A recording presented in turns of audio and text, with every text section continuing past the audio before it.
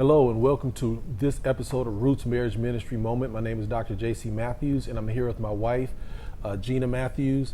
And we want to talk to you about something that we've kind of touched on in our previous episodes, but we want to speak more directly towards this particular principle or law as it relates to growing, cultivating, and developing a healthy marriage. And that is investing in your marriage. Investing in your marriage. So what I want to do is maintain the analogy that we've been using in regards to a marriage being something that you water. Yes. As a garden that you cultivate, that you grow, that you tend to, and there's a lot of different things that go into that.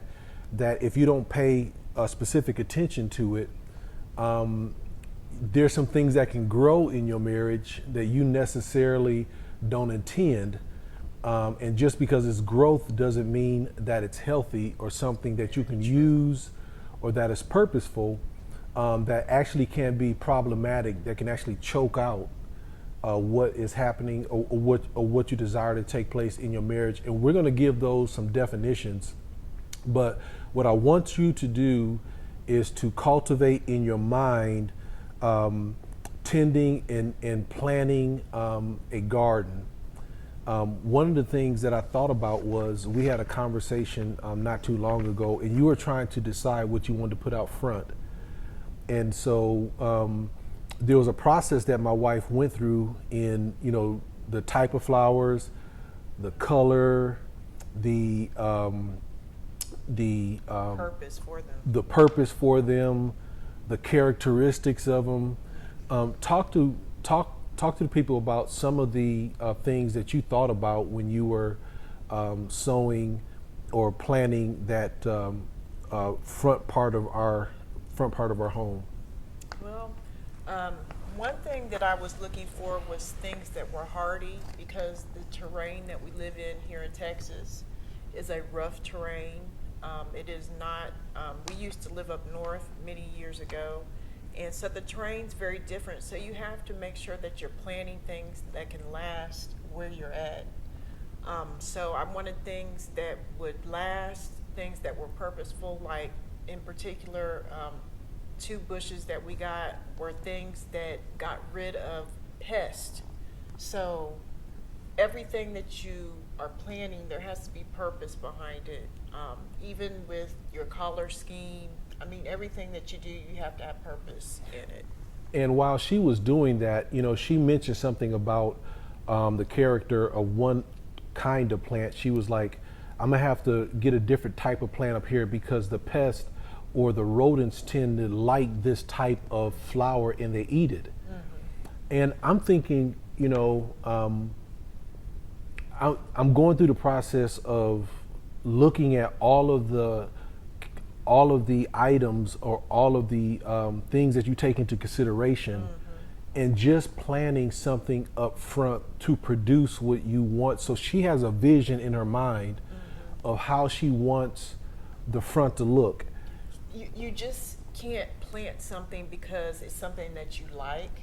You can't just plant something because it's something that looks a certain way, because depending on what you're dealing with, what type of garden, who you're with, you really have to think about those things, because it can't just be something just based on you liking it, or I think that's nice, because there are things that come in that you don't want to take place. So you really have to plan what you're doing when you're planting a garden. And as she was going through all this process, I actually went up to the store with her to pick out plants, and there were some that I said, this would be nice. It looks nice. Mm-hmm. This would be nice up in the front. And she would give a reason why, although it looked nice, mm-hmm. it would not be appropriate for what we were trying to do and the vision that she had for the front of our home. And to be honest, some of the flowers that she picked out to go into that area were some of the more expensive ones. There were a lot of similar colored ones, yeah. that were a lot cheaper. And there were reasons why she was like, no, that won't work, that won't work, that won't work. What we're trying to show you is that, there's laws in nature that God gives us to teach us about the laws in the order that He has established within His creation, in the thought process that has to go into causing a certain outcome, not That's leaving right. things to chance or Yes. just doing things that cost you just as much time, resources, effort to cause it to grow, but it doesn't produce what it is that you're looking for. So what we're going to try to do is I want to give you the analogy of what you're doing with your marriage. What you want to do is water it. Yes. You want to water it. And watering is a metaphor for the definition that I give it is providing the provision necessary to grow and to nurture something towards fulfilling a given purpose. That's right. And so watering will take on a lot of different forms. It's not just financial. That's right. It's not just verbal. It's not just gifts. It's not just kindness. It is what is necessary to produce what it is that you're trying to grow. So I want you to write that down, because you could be spending a lot of time watering something, and it's the wrong type of provision for That's it. right. That's right. And so keep that in mind as we go through this particular exercise. Watering is providing provision to produce and grow and nourish that which you are trying to have a harvest in, or to fulfill a specific purpose. That's right. And the reason why we call it investing is because it's going to cost you something. It's not something that you can just find on the roadside and say these are seeds, and put them in your garden and not know the character Right. of what you're sowing into your garden. That's why when we were going through this process, she had in mind specifically what it was that she wanted up front, and there was a cost to it. And like you were saying, as far as watering what is necessary, some plants don't take a lot of water. Some plants take huge amounts of water. Some plants need to be, they need, Lots of sunlight. yeah, Some of them can't take a lot of direct sunlight. So you have to know that about your partner. yes. What kind of nourishment and what kind of investment you need to make into your garden to produce what you have intended, or the purpose that you have for your marriage. And I want to say this, that you never invest in something that you want to stay the same. Right. So investment is actually You're trying to grow it. trying to grow it, and it's looking towards your future. So if we were to look at the financial sphere, you invest something that you have right now that you view as valuable, not to get back what you got. Exactly. It's not, I'm putting in $1,000, and then 2 years later my purpose in giving or sowing that $2,000 or $1,000 is to get back $1,000 or $2,000. I don't expect to get back what I sowed. And this is a law that you find In the garden, that's a definite law. Anything that you plant, you expect to grow and to multiply.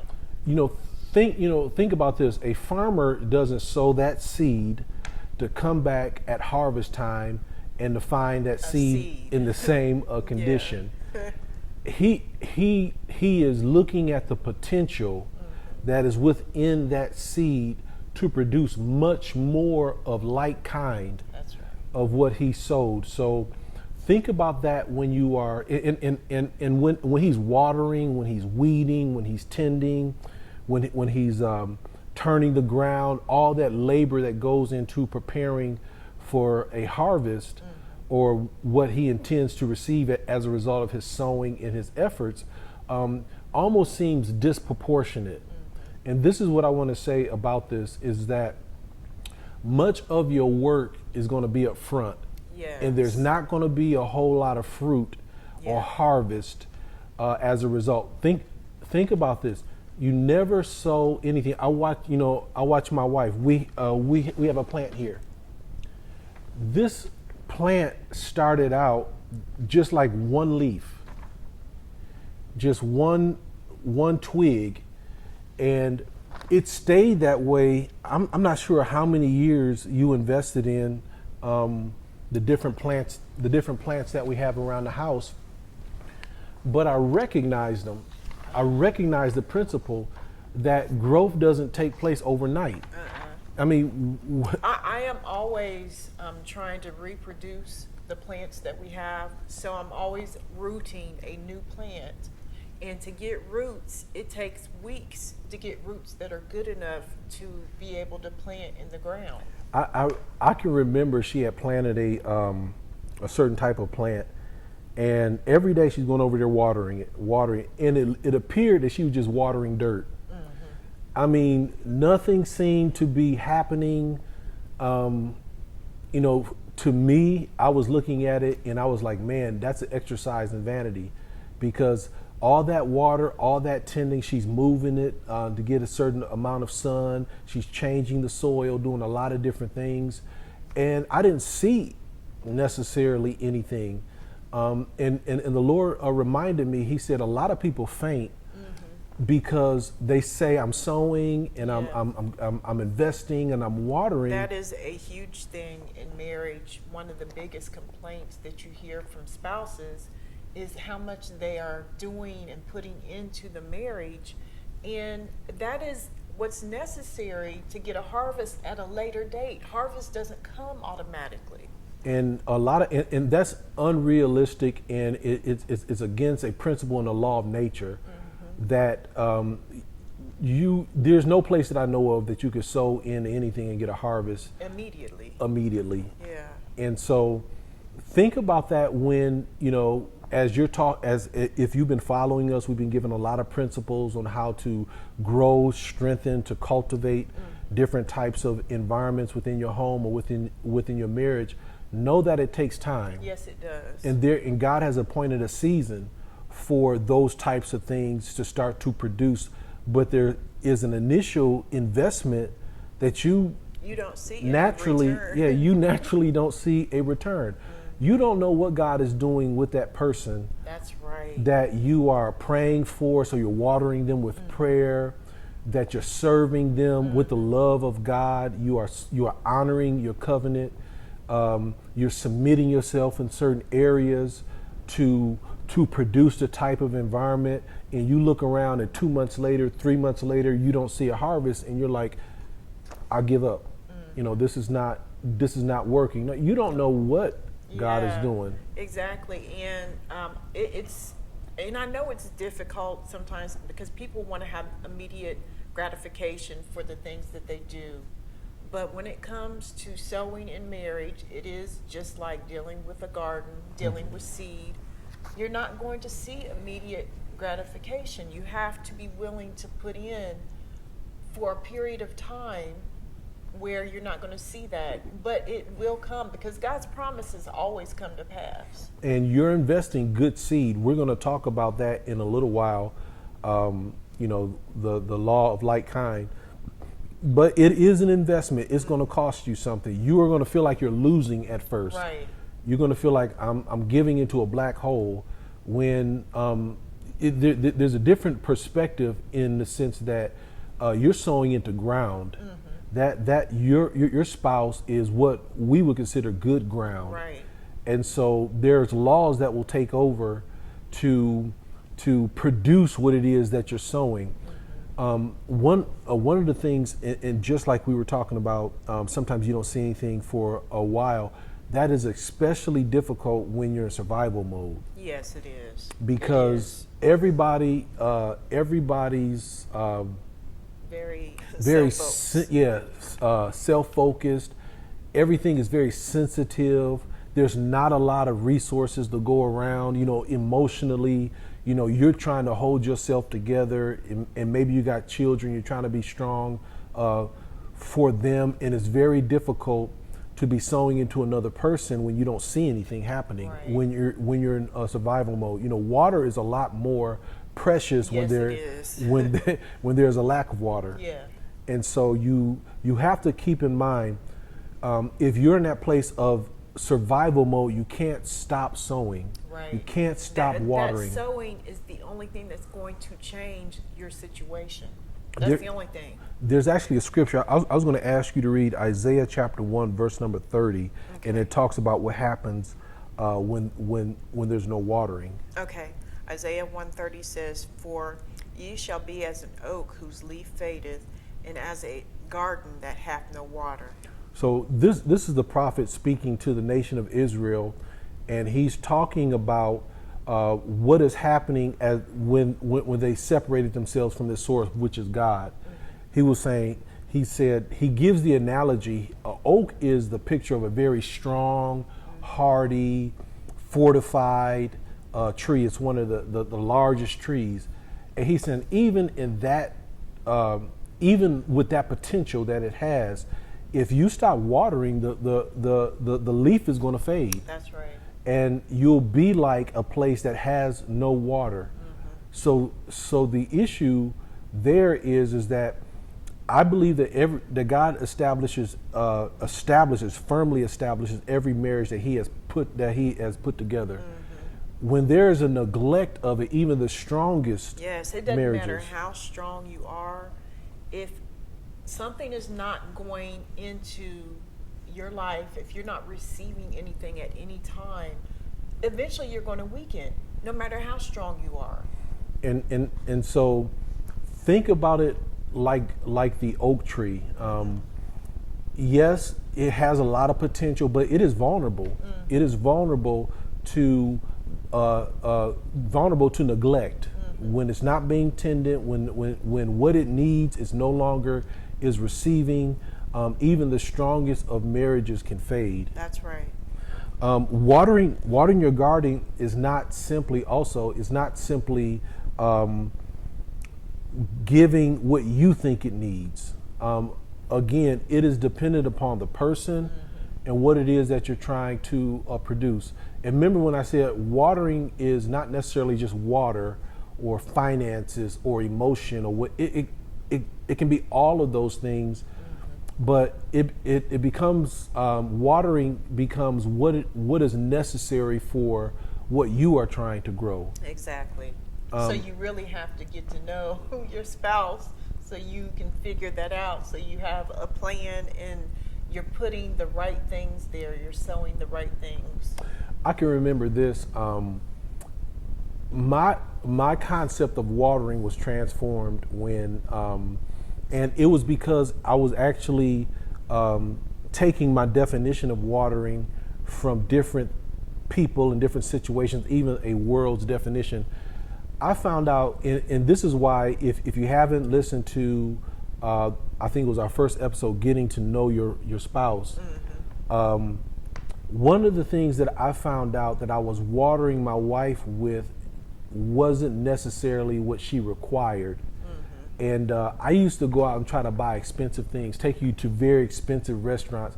And I kind of got taken back when I didn't get the response that I was expecting, because those things necessarily don't move you. I found out that I could go out. I'm not moved by finances. Yeah, I could go out and take her to a 5-star restaurant, spend all types of money, and it would have been better for me to find out, what do you like to eat? Right. Where do you want to go? And it would have been half the price, but she would have had much more enjoyment out of that type of watering than me giving her what I thought she needed and actually wanted, and finding out later on that I don't need those things.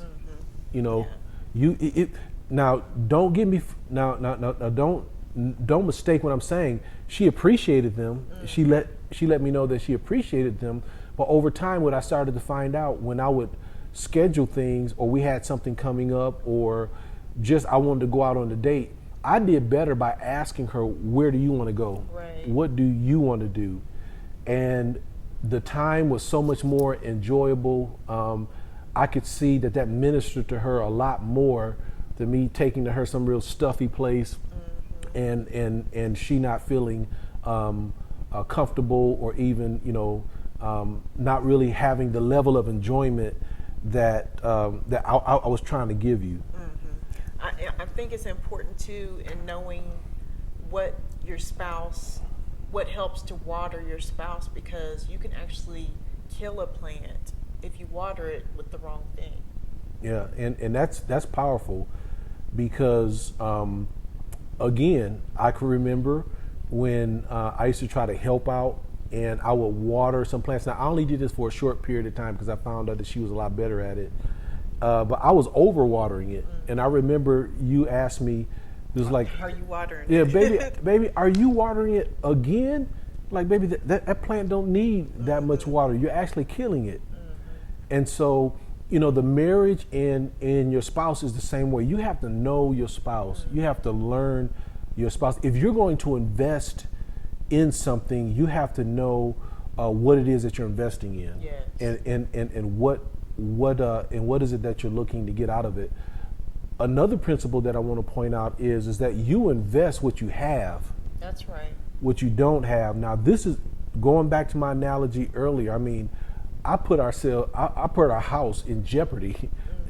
Even before, when we were married, I took her to some place I couldn't afford. And I found out that she wasn't pleased with that. So it wasn't something, like I said, that was my mindset of watering.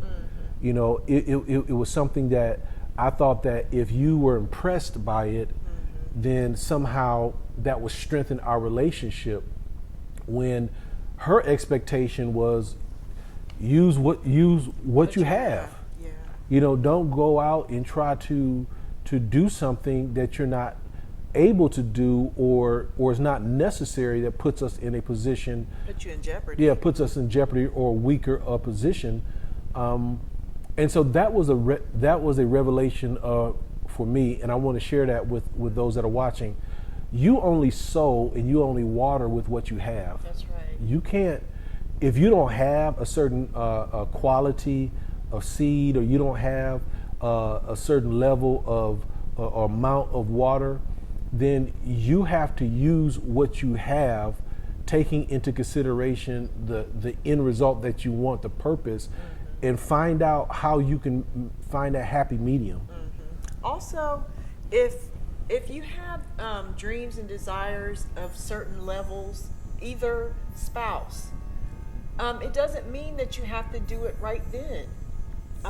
You can grow to that place. You have to grow, especially at the beginning of marriages, because a lot of people have these romantic ideas about how things are supposed to be, and you have to grow into some things. There's, like he said, some of the things that he did put us in jeopardy financially because we weren't there, but he was trying to impress me and thinking that would make me happy, but I didn't need that. So you have to really find out what your spouse needs and what you could do, but that doesn't mean you have to stay there, because I enjoy a nice restaurant, but it's not putting us in jeopardy at this time in our lives. So And think about this. As I got older, the wisdom of God showed me that the most precious or valuable things don't have to cost the most. right. I'm going to say that again.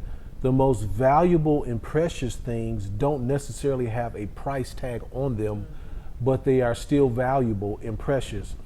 I found out that the greatest level of watering that I could do was emotional, through support, through my words, through my actions, and necessarily they didn't necessarily have a price tag on them, but it did cost me time. It did cost me the process of thinking and evaluating and asking questions to find out what it is that you desire, what is it that you want. Just a real simple example. I still right now have a note in my Bible that my husband wrote to me that was just so sweet. And it was a piece of paper. So a piece of paper is not going to cost you anything. But I still have that because it meant something to me, those words that he wrote on the paper.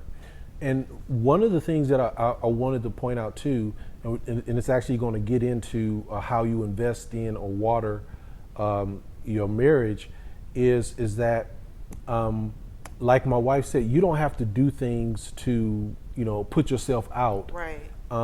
I think you always should have a vision for better. Yes. Like I said, you can't get stuck in survival mode, and if you don't invest even in those seasons of famine, seeds that ultimately will produce what it is that you're hoping for, there's nothing to place your hope in. Right. You have to have something that you're working towards, even if you can't afford right. the wholesale investment right now. Right. I think one of the big things that really helped us in one of our extremely dry season was where we were always casting vision.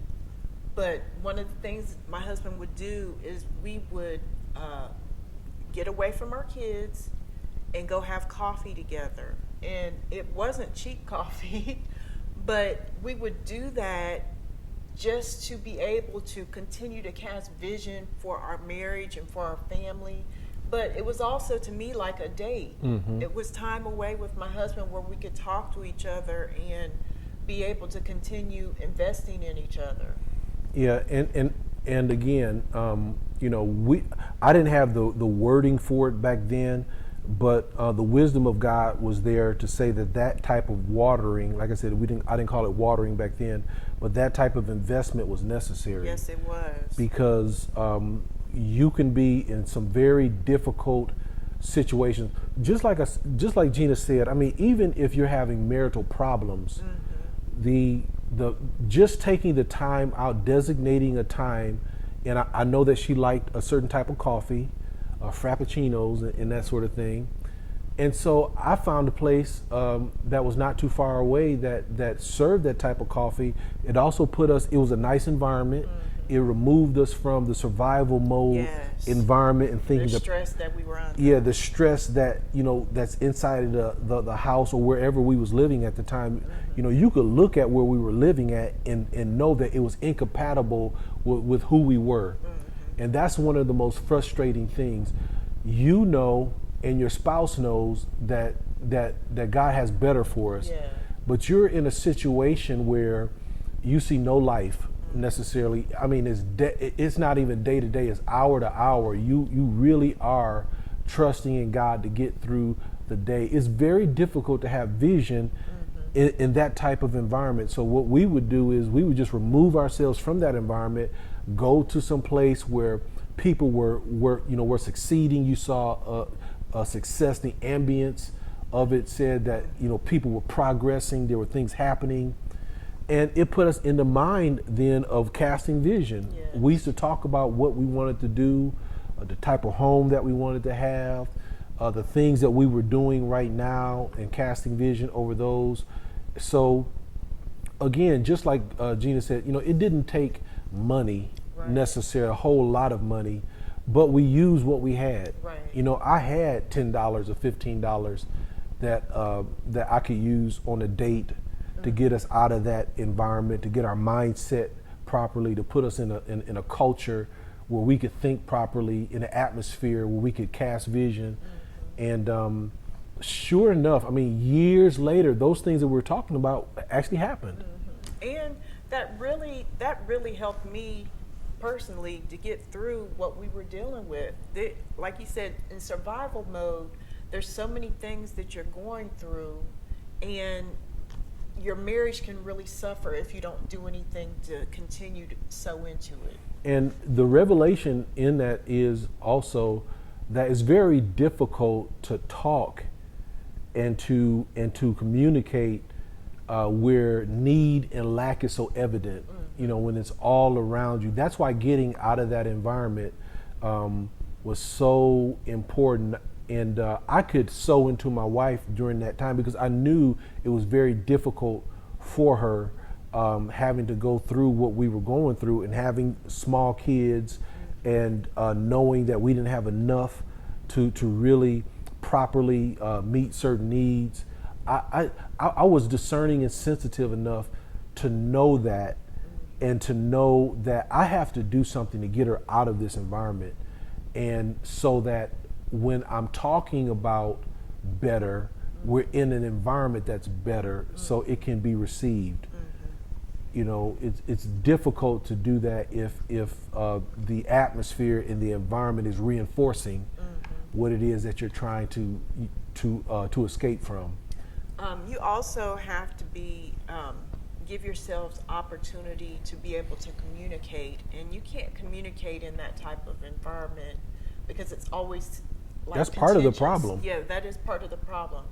But you have to get into an environment where you can communicate, you can think clearly, like you were saying, and be able to see things from a different perspective. You can't stay entrenched in survival mode and have the right mentality. And like I said, when you don't take those opportunities, when you don't try to water, it makes it very difficult to keep a marriage together.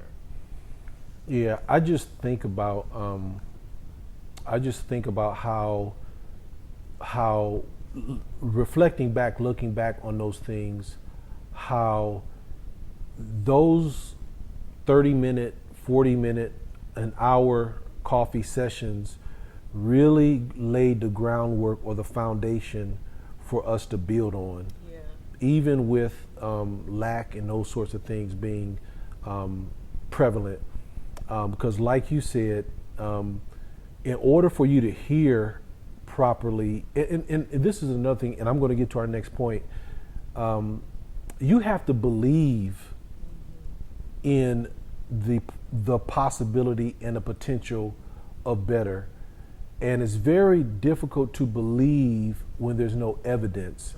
And so what we would do is go where there was evidence, where we saw that if these people were able to do it, we were able to do it. I can remember going to look at certain homes. We would go looking at, they have these homoramas, $1 million homes.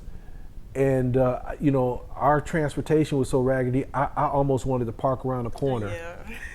Instead of parking up front where everybody else, you know, they have their luxury vehicles.